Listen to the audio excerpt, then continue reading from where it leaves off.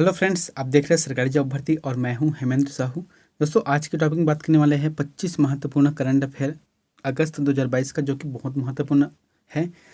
किसी भी एग्जाम के लिए पिछले एक साल का करंट अफेयर बहुत ही इंपॉर्टेंट होता है। तो दोस्तों, आज हम जो है 25 महत्वपूर्ण जो करंट अफेयर है इसमें यही क्वेश्चन को शामिल किए हैं, जो कि छत्तीसगढ़ का है, बहुत ही इंपॉर्टेंट है। अगर चैनल पर नए हो तो चैनल को सब्सक्राइब कर देना, अगर बेल आइकन को नहीं दबाए तो उसको भी दबा देना। अगर आपको फ्री पीडीएफ चाहिए तो हमारे टेलीग्राम चैनल पर ज्वाइन करना, वहाँ से आपको फ्री पीडीएफ मिल जाएगा। प्रत्येक एग्जाम छत्तीसगढ़ सीजीपीएससी हो, सीजी व्यापम हो, सब इंस्पेक्टर का हो, एडीओ का हो, या फिर जो टीचर भर्ती होने वाला है, या फिर अभी जो प्यून की भर्ती होने वाला है, तो इन सभी में यहाँ काम आने वाला क्वेश्चन है। तो फिर हमारे चैनल पर बने रहें। चलते पहले क्वेश्चन आप लोगों को जो होमवर्क दिया था उसको हम फिर देखते हैं कि चंदैनी गोंदा एक सांस्कृतिक यात्रा किसकी रचना है। तो बहुत से लोगों ने जो इसका कमेंट दिया है वो बिल्कुल सही है। इसका आंसर क्या रहेगा? डॉक्टर सुरेश देशमुख। डॉक्टर सुरेश देशमुख जो कि चंदैनी गोंदा एक सांस्कृतिक यात्रा की रचना की है। इसका आंसर फोर्थ आ जाएगा। नेक्स्ट क्वेश्चन है, राज्य की एकमात्र त्रिमुखी सूर्य प्रतिमा कहाँ पर है।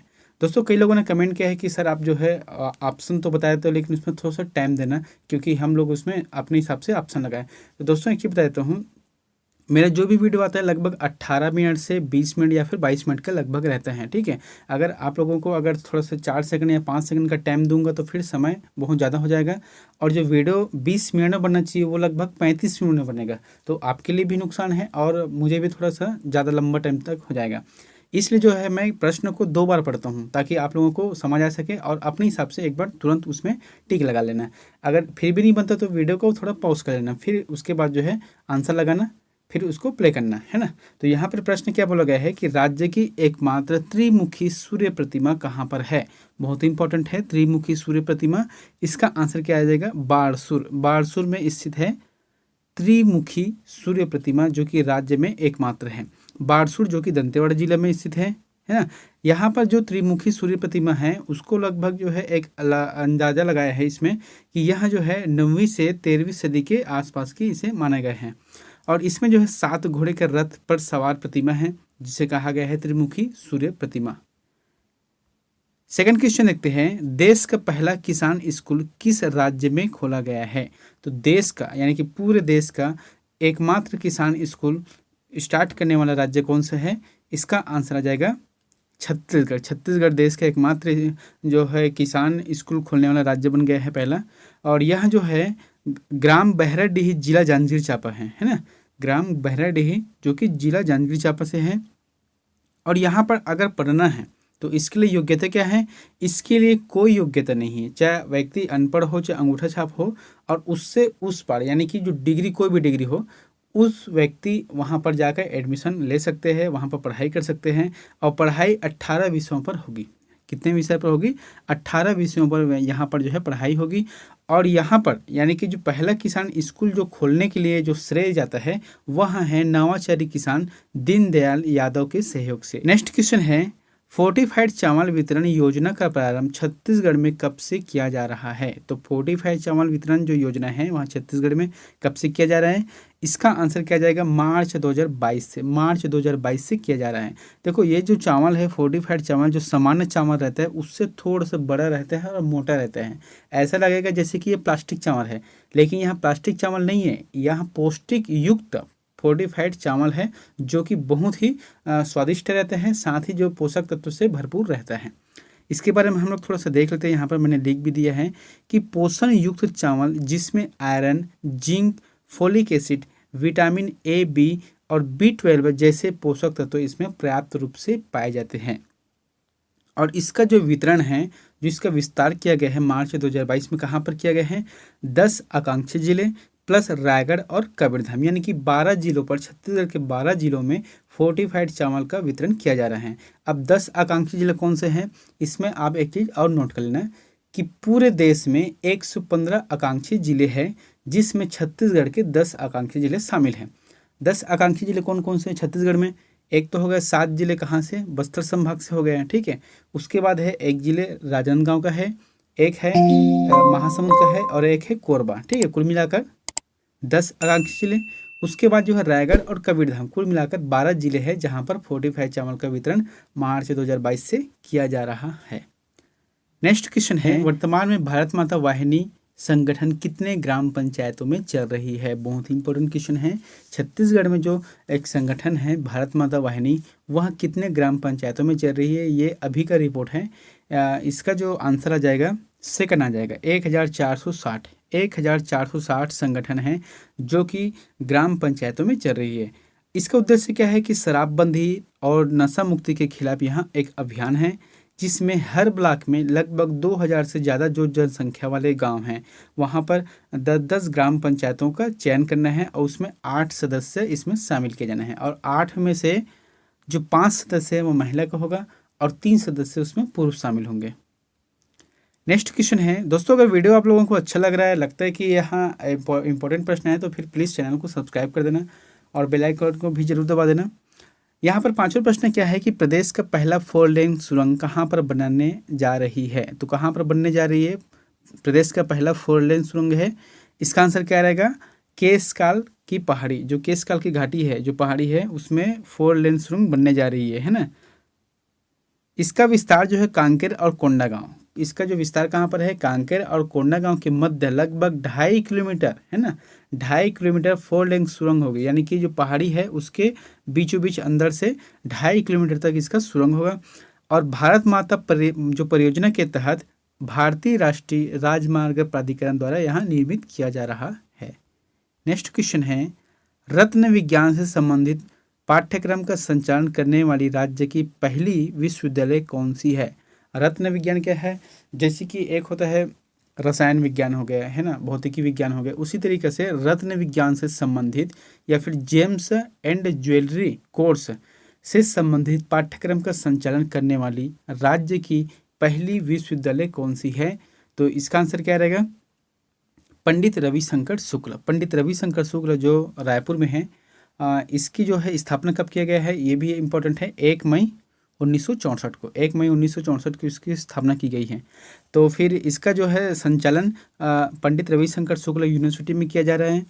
रत्न विज्ञान से संबंधित जो पाठ्यक्रम है वहाँ, और भूगर्भ शास्त्र के अध्ययन के रूप में रत्न विज्ञान यानी कि जेम्स एंड ज्वेलरी कोर्स का संचालन करने वाला एकमात्र विश्वविद्यालय यहाँ होगा। नेक्स्ट क्वेश्चन है, प्रदेश का पहला मिलेट कैफे राज्य के किस जिले में है? तो प्रदेश का पहला मिलेट कैफे राज्य के किस जिले में है? इसका आंसर क्या जाएगा? यहाँ पर जो कबीरधाम है, रायगढ़ है, दुर्ग है और महासमुंद का ऑप्शन दे इसमें, इसका आंसर जाएगा रायगढ़ में स्थित है। यहाँ पर हमने लिख दिया है कि रागी को और कोदो जैसे अनाजों से बनने वाले जो लजीज पकवान हैं, ये अनाज सेहत के लिए बहुत ही पोषक तत्वों से युक्त होते हैं।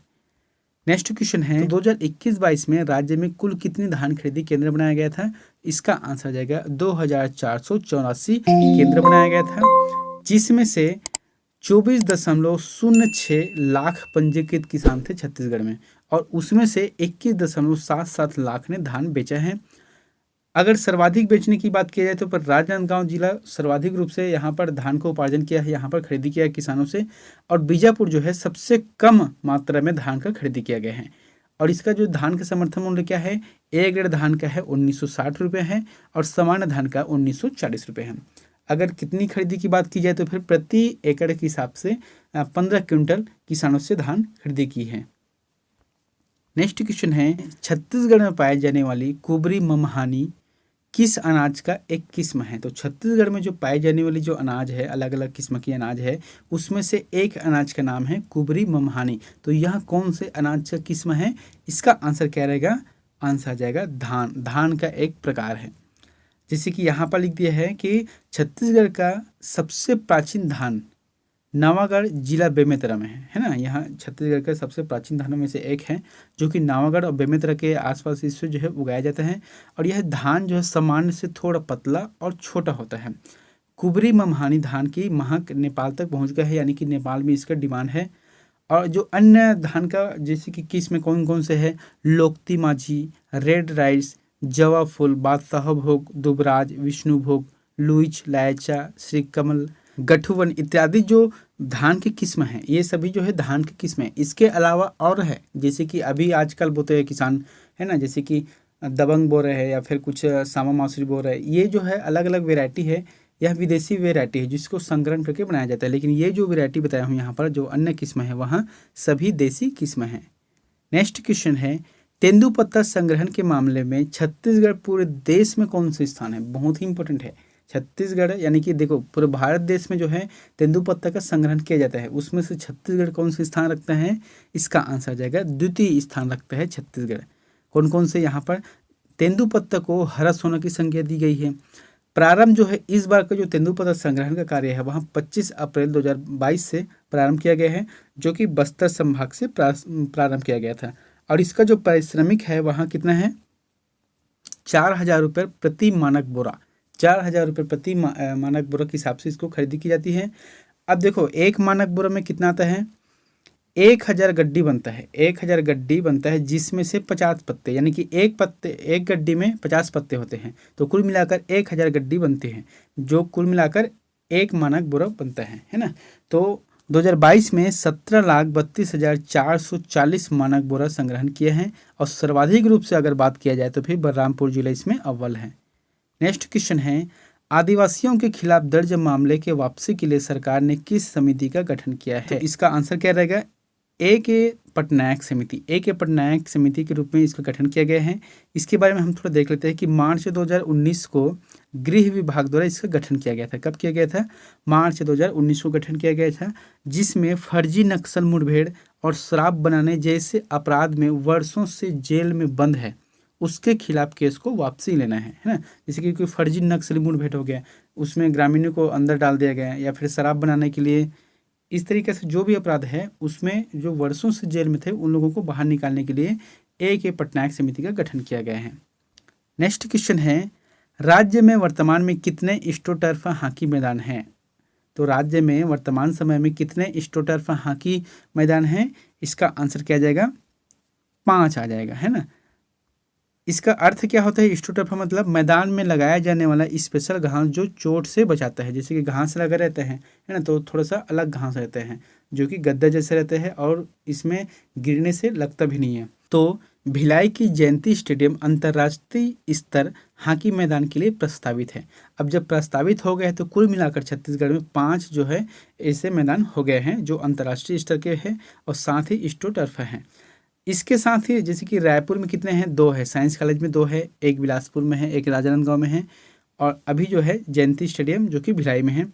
तो भिलाई स्टील प्लांट संयंत्र द्वारा हाईलैंड की तकनीकी पर यहाँ आधारित है और इसी के आधार पर यहाँ बनाया जा रहा है। नेक्स्ट क्वेश्चन है, छत्तीसगढ़ में संचालित कृष्ण कुंज योजना किससे संबंधित है? तो कृष्ण कुंज योजना छत्तीसगढ़ में जो संचालित है वहाँ किससे संबंधित है? इसका आंसर आ जाएगा सेकंड नंबर, जीवन उपयोगी पौधों का रोपण करना। जो जीवन उपयोगी जो पौधे हैं उसका रोपण करना है कृष्ण कुंज योजना के तहत।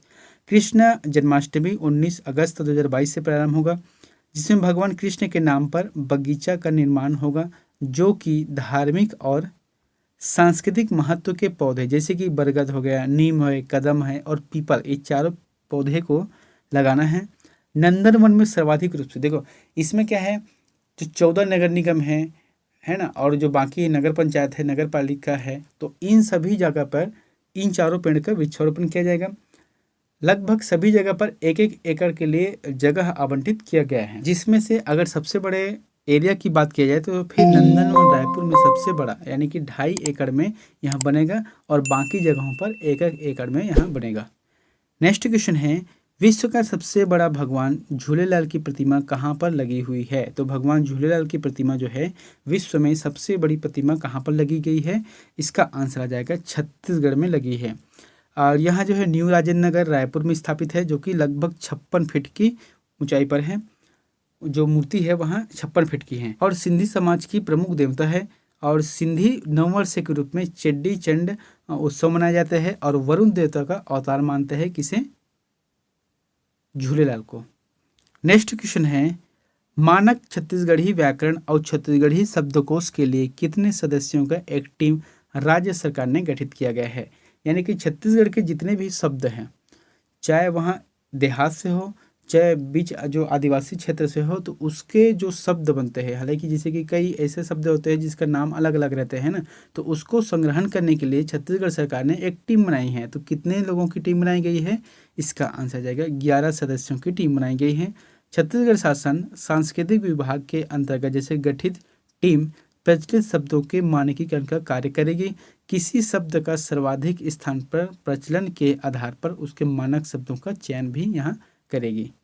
नेक्स्ट क्वेश्चन है, मुख्यमंत्री श्रमिक सियान सहायता योजना कब प्रारंभ की गई। तो मुख्यमंत्री श्रमिक सियान सहायता योजना कब प्रारंभ की गई है, इसका आंसर जाएगा 1 मई 2022 को। 1 मई 2022 को किया गया है। और 1 मई को कौन सा दिवस है, इस दिन को जो है विश्व श्रमिक दिवस के रूप में मनाया जाता है। यहाँ पर टिप करके कुछ एक्स्ट्रा पॉइंट भी है, बहुत इंपॉर्टेंट है कि देखो इसके लिए जो पात्रता होनी चाहिए कौन सी होनी चाहिए कि पंजीकृत भवन कर्मकार कल्याण मंडल के अंतर्गत श्रमिक विगत 3 वर्षों से पंजीकृत श्रमिकों को पात्रता है। इसमें जो है 59 वर्ष से 60 वर्ष के जो भी बुजुर्ग श्रमिक है, इन लोगों को प्राथमिकता दिया जाएगा। और इसकी जो सहायता राशि है वहाँ 10,000 रुपये की एक मुश्त राशि है। नेक्स्ट क्वेश्चन है, कौशल्या मातृत्व योजना किससे संबंधित है। तो छत्तीसगढ़ में जो कौशल्या मातृत्व योजना है वह किससे संबंधित है, इसका आंसर जाएगा कन्या के जन्म पर सहायता राशि। कन्या के जन्म पर सहायता राशि दी जाती है।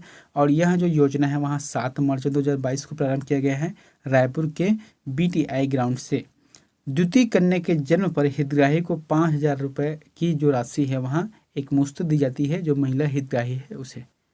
नेक्स्ट क्वेश्चन है, बस्तर की लतिका वैष्णव किस कला के लिए प्रसिद्धि हासिल की है।